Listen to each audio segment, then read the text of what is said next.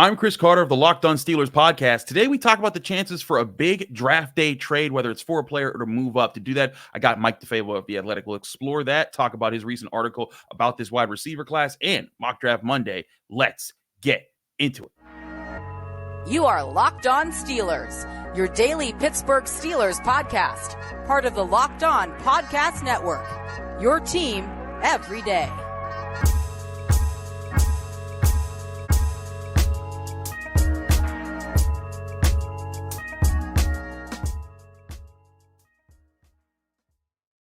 Hello and welcome to the Locked On Steelers podcast. I'm your host, Chris Carter, bringing you your daily dose of all things on the Pittsburgh Steelers.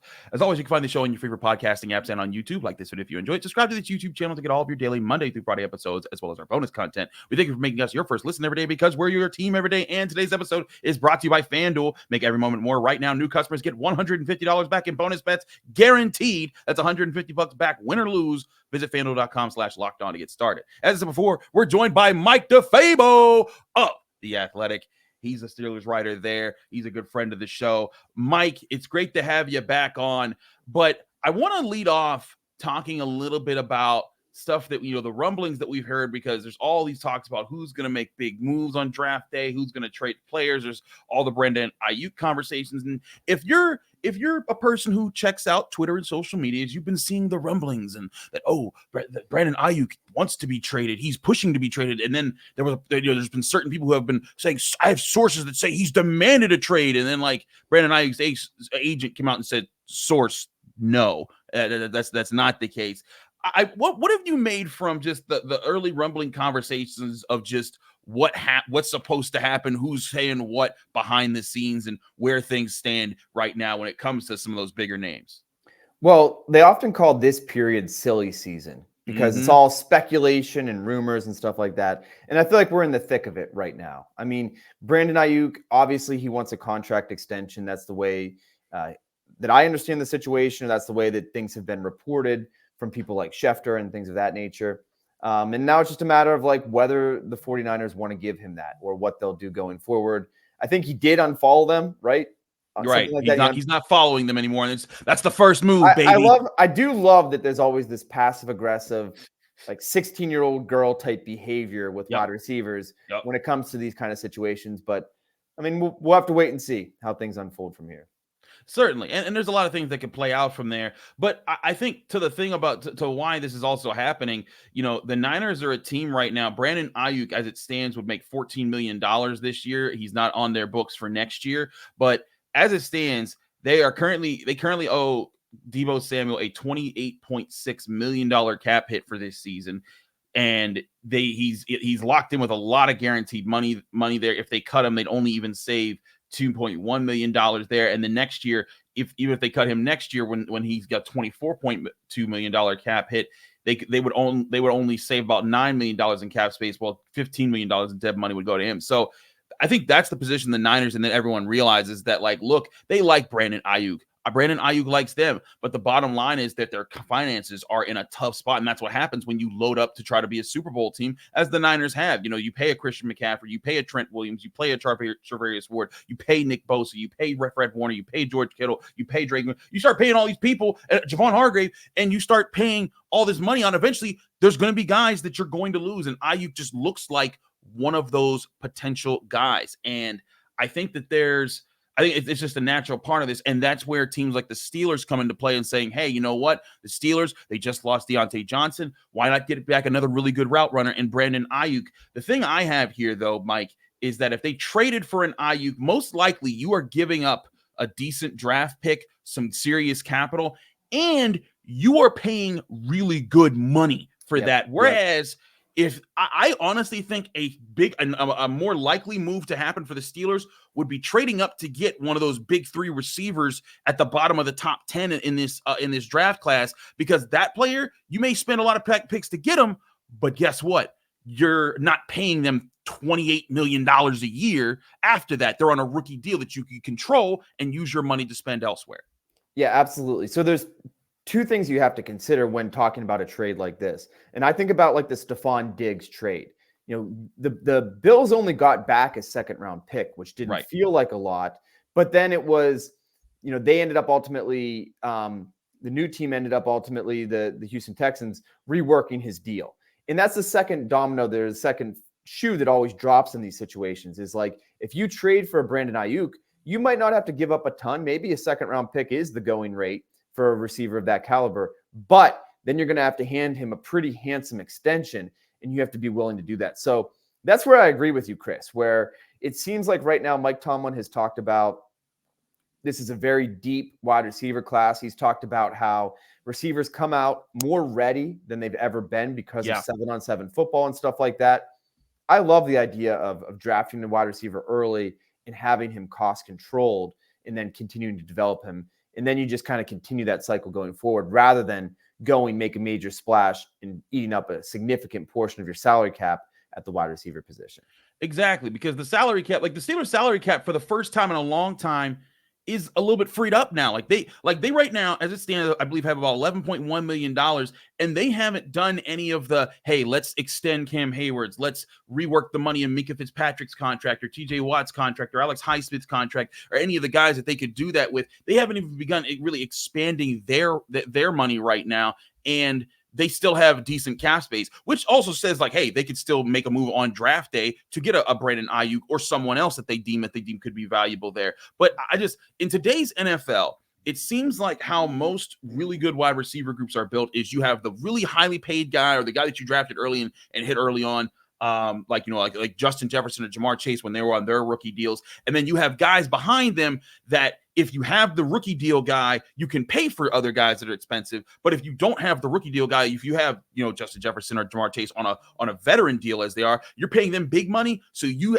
either have young players that you've drafted behind them or lesser paid veterans to fill out your wide receiver. But there aren't that many wide receiver rooms out there that are paying big dollars to two wide receivers at the same time, like the Bucs did with Mike Evans and Chris Godwin. And I think that the Steelers, if they got Brandon Aiyuk and they've signed him, long-term, they certainly would only have one wide receiver like that. But George Pickens' deal is coming up. And if you want to keep him long-term and he's a lot younger, signing Aiyuk to a big deal after trading for him would kind of maybe force Pickens out of town. Right, exactly. That's a great point you bring up. George Pickens is going into his third season. Traditionally, the Steelers, when a guy has 1 year remaining on his contract, that's when they start discussing an extension. So it would be after this year going into his fourth season. So that's coming up here pretty soon. And the other part here is you have to look at stylistically, what are the Steelers trying to build? And at least the way I see it from the outside looking in, and we'll get more clarity on this as the season unfolds and we see them in training camp. When you bring in a guy like Arthur Smith, you're signaling we want to run the football.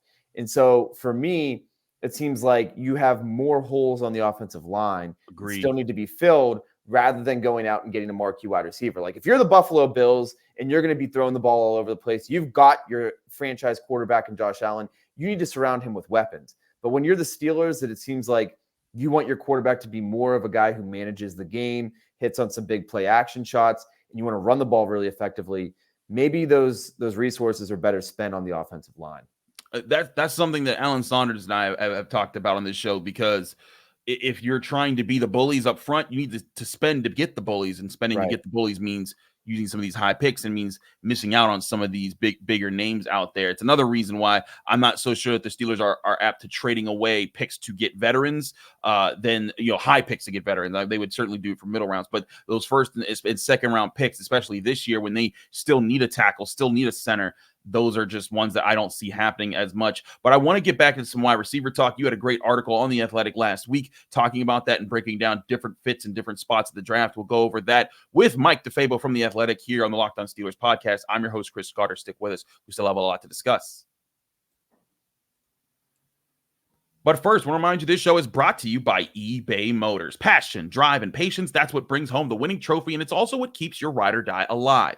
eBay Motors has everything you need to maintain your vehicle and level it up to peak performance. They have superchargers, roof racks, exhaust kits, LED headlights, and more. Whether you're into speed, power, or style, eBay Motors has got you covered. With over 122 million parts for your number one ride or die, you'll always find exactly what you're looking for. And with eBay's Guaranteed Fit, your part is guaranteed to fit your ride every time or your money back.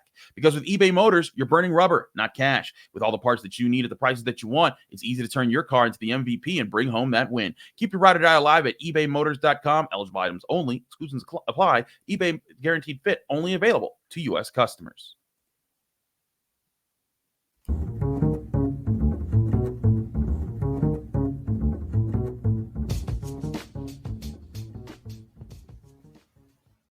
We're back here on the Locked On Steelers podcast. I'm your host, Chris Carter, here with Mike DeFabo, Steelers writer for The Athletic.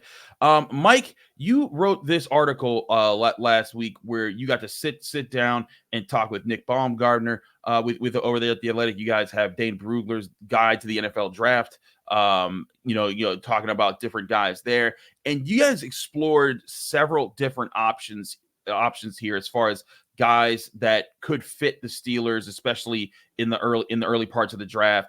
Especially in the first round, and names that you guys discussed as far as players the Steelers have shown interest in include, Florida's Ricky Pearsall, you got Western Kentucky's Malachi Corley, and then even later picks like Luke McCaffrey of Rice, and another earlier pick in Xavier Leggette. But I wanted to ask you this.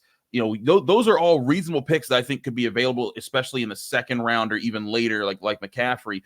But how do you look at the Steelers as maybe going after Adonai Mitchell or Brian Thomas, or even like a Rome Odunze, who they did interview at the Combine?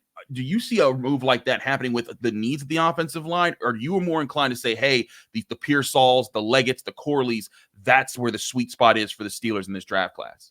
Yeah, I mean, you never know how the Steelers are really thinking about things. And some of this is going to be shaped by how the board falls on draft night.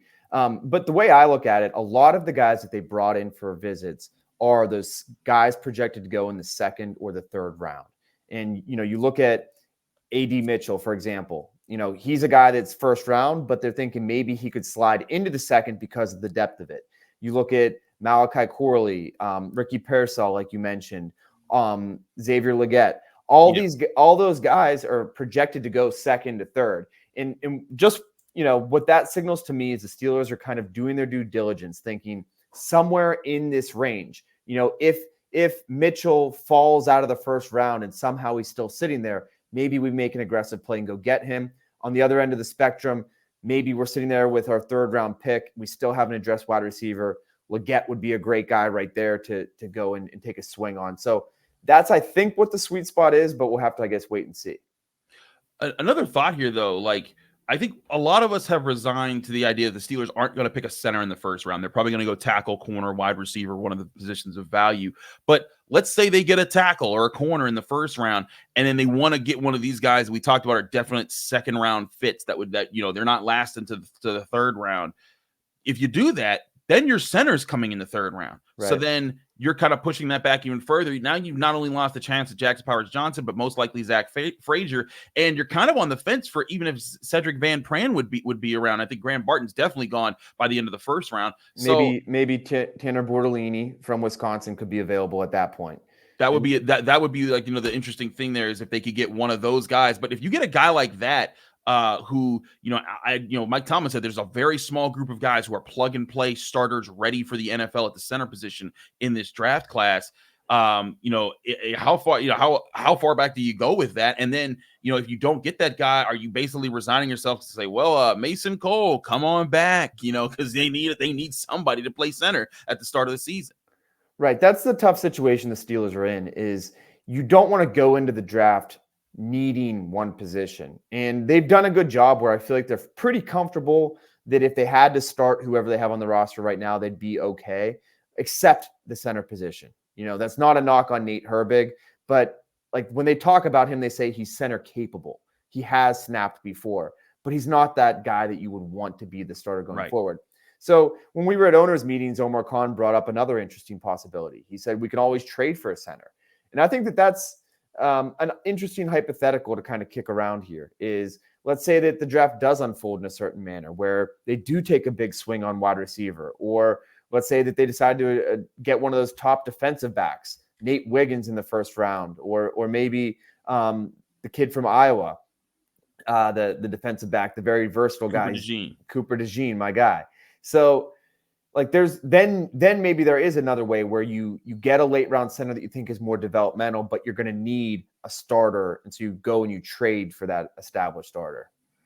Yeah, and the thing is though those are tough to find because most teams, you find a center, you're keeping them. Exactly. But I would say, and again, this is something else I explored with Alan Saunders back a month ago. I think if like there's one player who really screams out like tradable center option who has starting experience in the NFL, it might be Liam Eichenberg of the Dolphins. He is now their second string guy behind the guy that they signed in free agency this year at Aaron Brewer. Now, Liam Eichenberg is no long-term answer at center, but he could be the guy that kind of holds the position until, this developmental center they get in this year's draft class works out for them. But let's get back to the wide receiver article you guys get. One of the great questions I thought you asked here and that you guys went back and forth on was about this type of wide receivers, the style of wide receivers, because George Pickens is a guy that he can beat you underneath and take a quick slant all the way. He could go deep and win the jump ball. He brings all those things there. But if you're the Steelers, and you just lost Deontay Johnson, who's one of the best route runners in the NFL, do you foresee them trying to replace the route running skill, or do you think that they just go for talent and they find a way to work that whoever's talents they have into their system? So I kind of asked Mike Tomlin a similar question at owners meetings. And I said, like, is there a certain skill set or body type you're looking for that complements what George Pickens does? And as you mentioned, George Pickens is more of the big bodied, deep threat kind of guy. And he said that right now, no, he said that basically when you limit the possibilities, you're only limiting yourself. And he was talking about how playmaking comes in all different shapes and sizes. And you're seeing that with the guys that they brought in. Like, they've brought in big physical guys like Malachi Corley, as a wide receiver in a running back's body. He's projected to go in the second or third round. Xavier Leggette, similar. He's a massive dude, 6'1", 222 pounds. Mm-hmm. He's a big guy. But at the same time, they also brought in Taj Washington, who's just 5'9", 174. And his smaller frame actually probably is going to scare some teams off. So it does seem like the Steelers are exploring all these possibilities. Now, with that said, I still believe that the best option would be you get a great route runner and you get that guy that can work the underneath portions of the field. You get that guy that's capable of being a dynamic slot receiver. I think that's what really rounds out your offense and makes you the complete package where you have two receivers that are both talented, but both do something a little bit different.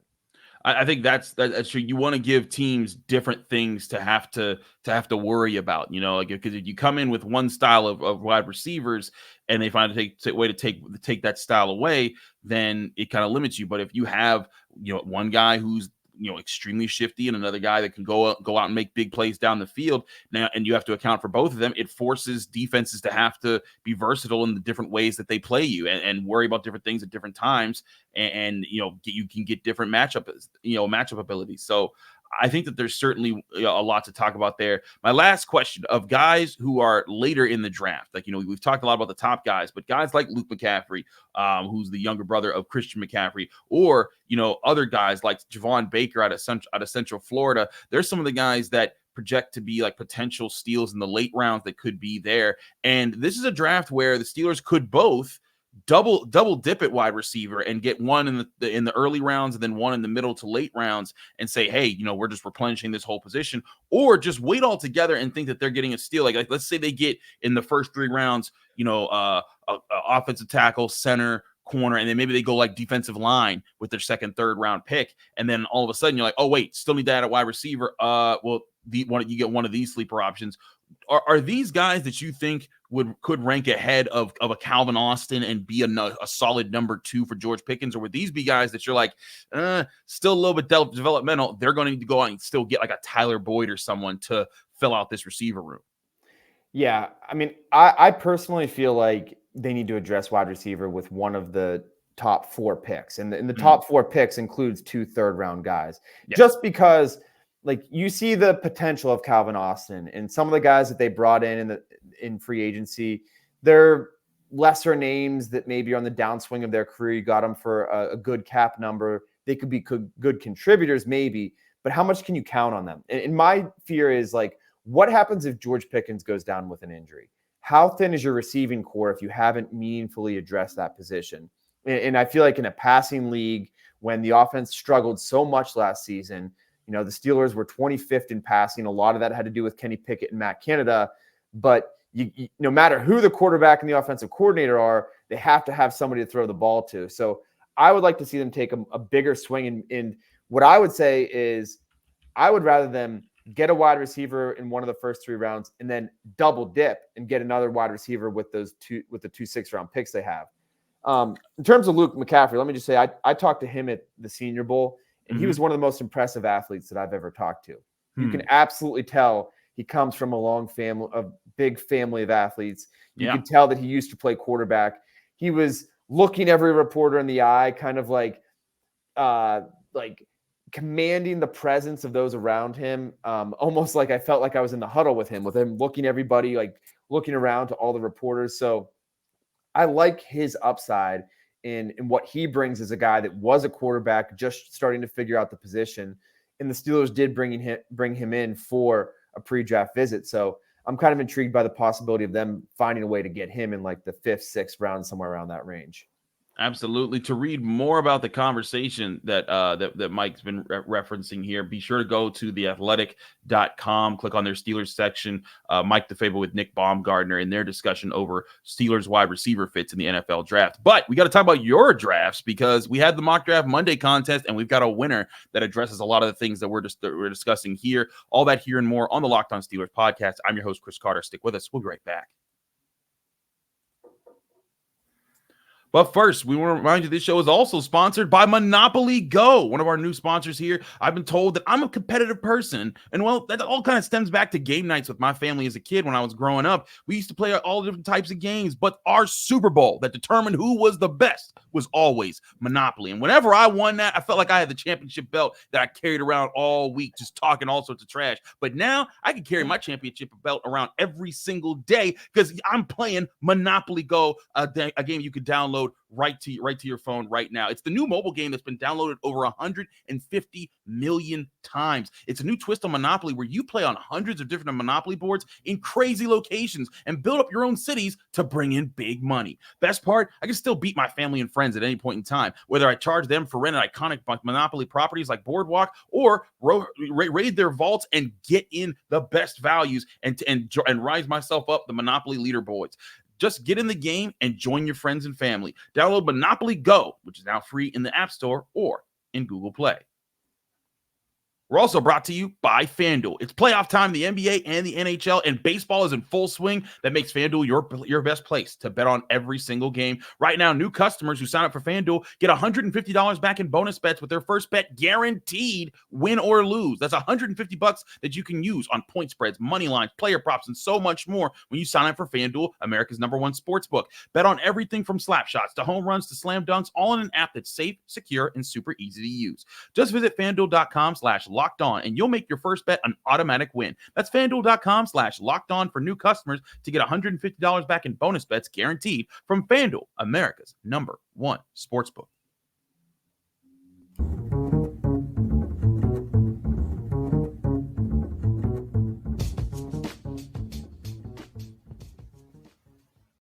Back here on the Locked On Steelers podcast, I'm your host, Chris Carter, here with Mike DeFabo of The Athletic. Mike, it's time for Mock Draft Monday. And looking at the calendar, this is the next to last one. Next week is the last Mock Draft Monday because next week is the NFL draft. It's finally here. I can't wait. But I do enjoy reading through the mock drafts. Now, I gave some strict rules this week, Mike, because it's later in the process. I've done your basics like, hey, pick whatever you want. Oh, just pick a wide receiver. Oh, just pick a tackle. I've done all those experiments. Now I'm starting to get really specific here. So I wanted to really get people cooking here. So I made some two serious rules here, or hard rules here for this one. One, they had to trade up in the first round to show people, hey, this is what you're going to have to do. This is what it's going to cost to move up and still get it. But trading up in the first round, and you still have to get a tackle, a center, a corner, and a wide receiver in the first 4 rounds. So it kind of focused you in on, if you're going to get these type of targets, this is what you're going to have to do. And we had a lot of people fit the rules, Mike. Some people didn't want to play by the rules. They're just drafting random things. And I'm like, you're not going to win the contest doing that. But I like this person's draft as a sign of how this could go if someone did this. And the winner is Joseph Money, who submitted this mock draft where he traded up with the Broncos to get the 12th overall pick. They move back to 20. The Steelers give up their 3rd round pick at the 84th overall and a 2025 2nd round pick, getting the 12th overall pick and a 5th rounder in 2025. I think that's a reasonable asking price here. But the bottom line is, in this mock draft, this gets the Steelers Rome Odunze, which would be a really big wide receiver get. Mike, I know that he was a guy that the Steelers talked to at the combine and are interested in. But Rome Odunze is a guy that some people place in the top 10 bar none. Again, this mock draft is not what I think is going to happen, but I wanted to explore what this would do as far as the cost it would make and the difficulty it would make to address other positions here. Because this is followed by Zach Frazier at 51st overall, and then Blake Fisher at 98th overall, and then they don't get a cornerback until Jerry Jones in the 4th round. But Blake Fisher out of Notre Dame, I like Blake Fisher. I think that someday he's going to be a starter in the NFL, but I'm not so sure he's a day one replace Dan Moore guy. So the only day one lineman you're getting to add here is Zach Frazier, and that's kind of what it's going to cost you if you go and get a top tier wide receiver or corner in the 1st round. Yeah, I like this draft. I think it makes a lot of sense. Now, here's something I'll say that's interesting about offensive tackle. The Steelers are much higher on Dan Moore Jr. than the public is, that the media is. And I think even though they would like to replace him and they would eventually love to put Broderick Jones at left tackle, I think they would be okay with this. I think that they would be okay with drafting a Blake Fisher in the 3rd round, in developing him and making him eventually win that starting job at right tackle and bumping Broderick Jones over to left. So I like the idea of that. Zach Frazier in the 2nd round. I think if he falls to 51, that's one of the best things that could happen to the Steelers in the draft. And I think that's a bit of a dream scenario.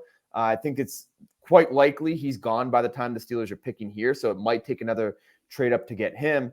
And then in terms of you haven't really addressed the secondary. And let's not forget how much of a problem it was giving up those big plays. So you're probably looking at going and bringing back Patrick Peterson or somebody of that mold. And then, I wonder if you have enough cap space to go get, Simmons, do another deal with a former Bronco and really make a big splash in the secondary. So that's what I would do. Those are my thoughts on that. And that's what I would do going forward if the Steelers would choose this route or this path. And again, Rome Odunze is a fantastic talent. He's a guy, he could end up being the number one that they eventually pay for, over George Pickens and be a guy that they keep. He projects to a lot of people. There's some people who even put him as the number 2 receiver in this draft class who think that, hey, Malik Neighbors, he has, not character flaws, but there's questions about hey, would he be a fully committed guy that could be a leader in your locker room? Whereas Rome Odunze, a lot of people say that's exactly who he is. And Mike, let's be real. That's something the Steelers, I think, want. George Pickens is a great talent, but he doesn't scream leader. He screams more of a guy that's hey, I'm here to be a playmaker and I'm going to make that happen. But he's not the guy that says, hey, I'm going to put this all on my back. This is my fault this week, team, but next week we're going to go out and get it and everyone rally around me. We're going to go out there and win this football game. And that wasn't Deontay Johnson either. And it's been a while since the Steelers had a guy like that. Antonio Brown, he was a great playmaker, and I think there were times that he did lead, back in his in the early to mid 2010s. But then, of course, he became the Antonio Brown that we know today, and he couldn't do anything like that. But when the Steelers had Hines Ward, even when he wasn't the best receiver, even on the team, when they had guys like Santonio Holmes, that value of having that kind of a guy in the room that everyone can revolve around, it does so much for your offense. So again, I get Rome Odunze if they think he's a guy like that and a supreme playmaker in today's NFL. It's huge. But again, to the point that you and I addressed earlier in the show, if you're doing that, are you really addressing the big thing on this team that you wanted to do with Arthur Smith? And that's getting some road grading offensive linemen who change the game and allow you to have, one of the better run games in the NFL.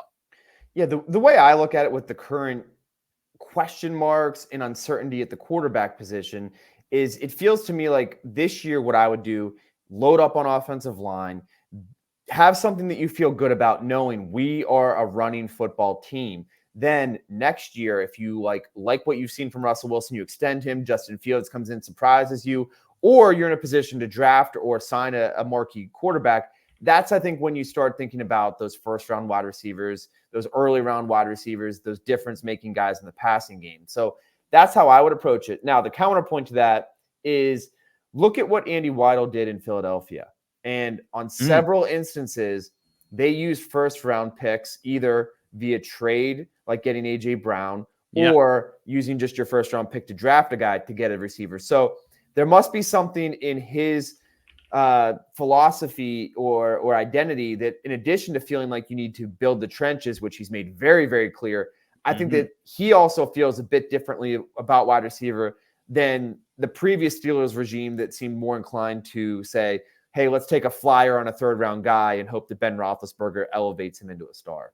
And look, there were certainly times where they missed. You know, they in 2019 they drafted J.J. Arcega-Whiteside in the second round. He's not even in the NFL, I believe, anymore. And then, you know, in the first round with the 21st overall pick in 2020, they get Jalen Reagor. That didn't work out. They did hit with Devontae Smith, and they did hit with the trade to get A.J. Brown, as you said. But like, you know, it took some swings and some misses there. But with how strong of a wide receiver class this is, with how much people talk about it, I feel like if they did trade up and get one this year, and you got one of those top three guys that look to be like a generational wide receiver potentially for you, that would make a lot of sense. But the question will be, how do you balance that with the other needs that you do need to fill if you want to be this team that's extremely balanced? But again, there's plenty of times to move. As you said, Mike, they could trade up in the second round and get their guy there at center or another position. I think there's a lot of doors open here, but we wanted to do this experiment here just to show, like, hey, you know, what would happen if you traded up and got one of those top tier guys, as far as, you know, having a balanced draft where you address other positions. Yeah, I like this draft a lot, though. I think it's pretty interesting. And as you're mentioning, I think there's two ways you can approach a deep wide receiver class. You can either say, yeah, this is deep and talented and guys are NFL ready more than ever, so let's just chill out. Let's just wait and see late second round, third round. You know, there's still going to be a talented guy. Or as you're mentioning, the other way is like, yeah, these guys are so ready that the third or fourth best receiver in this year's class would be a top wide receiver and a top 5 pick in another year. So if we can get him at 12 or 15 or something, it's worthwhile. So I like this draft. Can I give you my favorite trade up possibility? All right, what's your favorite trade up possibility? I like trading up for the offensive tackle, Talise Fuaga, because I like me some Talise Fuaga. Yeah, because I feel like he's considered arguably the best run blocker in the class. And so if you trade up, you get him, you plug him in at right tackle. Dream scenario, you end up getting Zach Frazier in the second round. Now you've got two just absolute beast road grader, run blocking guys on your team. That would be my dream scenario for the Steelers. I think that would be a great situation. In fact, just last week I had a mock draft where I did with the Raiders radio network, and they had me be the Steelers expert for the first round. They did a full first round talking to experts on every team. They had, you know, and say who would you pick in this situation. And Fuaga fell to 20. And I sprinted up. I was like, I'm taking that guy right there. You mean to tell me? And the crazy thing is, Ola Fashanu, he was also at 20. So wow. I was like, Steelers doing backflips. So we'll take either one of them. But I went with Fuaga simply because of the road grading possibilities of him at right tackle, the physicality that he'll bring, and him and Broderick Jones as your tackles. You get a Zach Frazier in the second at center, and then you still have Seumalo and Daniels, who were your two best the linemen for the most part last year. I think that sets you up to have a top tier offensive line. But I like your idea, even trading up. I'm not so sure Fuaga falls down to 20. I think that a lot of people like him as well. So I like the idea of trading up, even just 3-4 spots. We're not talking about trading up in the top 10 here, where you're going to have to spend big. But maybe if you trade up 3 or 4 spots, cough up like they did last year, a 4th round pick, I think that could be very doable and address a major need for the Steelers. Yeah, I think that's my favorite trade-up situation. I also think trading up for Mims out of Georgia also makes some sense. I think in like my final projected mock draft, those would be the two big, most likely scenarios that I could see, is them trading up and getting some type of offensive tackle in the first. He's Mike DeFabo of The Athletic. You can find him at Mike DeFabo on Twitter right now. Mike, anything else you got coming out this week that fans need to be on the lookout for? Well, it's kind of funny that you ask people to get these top 4 positions, because my next story is coming out on Monday. It takes the top 4 positions of need, but in all different orders. And basically, it's kind of the point of your exercise, saying, okay, you take a wide receiver in the first round, you get this big splash. What's it mean for the other ones? Or okay, the top center falls in your lap at 20, you take him. Now what happens from there? So just looking at the different ways and kind of food for thought in terms of how things could play out. Absolutely. Be on the lookout. Mike's got a lot of great work there at The Athletic with him and Mark Caboli. Thank you, Mike, for joining us here. And thank you all for joining us here on the Locked On Steelers podcast. I'm your host, Chris Carter. Follow me on Twitter and Instagram at Carter Critiques. Read my work at the Pittsburgh Post-Gazette, post-gazette.com. Find me here every day, Monday through Friday, breaking down your Pittsburgh Steelers right here on the Locked On Steelers podcast. Back tomorrow with our guy, Jim Wexell, makes a return to the show. It'll be a fun episode. Tune in. We'll see you then.